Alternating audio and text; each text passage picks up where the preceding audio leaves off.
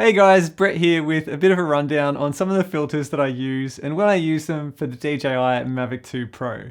Now, as far as filters go, I love to have a lot of options, and that applies not just to my drone work, but to other cameras as well. It's just all about controlling the image in the camera as much as possible when you're shooting it.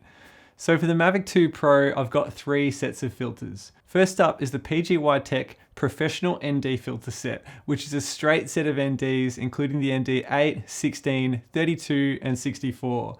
Now, this is a handy kit to have if you're on a tight budget. Really good value. I tend to lean towards the straight NDs when I want to shoot a lot of top-down shots with no sky, where the exposure is relatively consistent throughout. In sunny conditions, I'll typically use the ND32 the most, while the ND64 is also really handy for slow shutter work, like when I'm shooting a hyperlapse. I'm also a big fan of the Polar Pro filters. I've got the Vivid ND Polarizer kit, which comes in a 4, 8, and 16.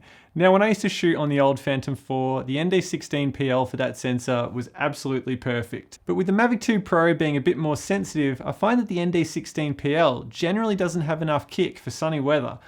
My favorite set of filters for the Mavic 2 Pro though has to be the ND Grads, also from Polar Pro.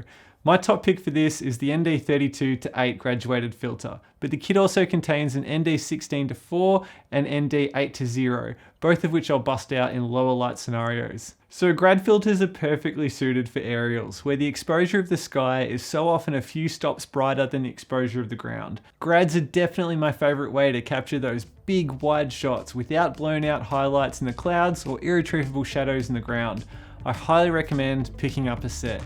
And that's it. Different filters for different uses. It's awesome to have a few options at your disposal. Let me know what you're using too, and good luck out there.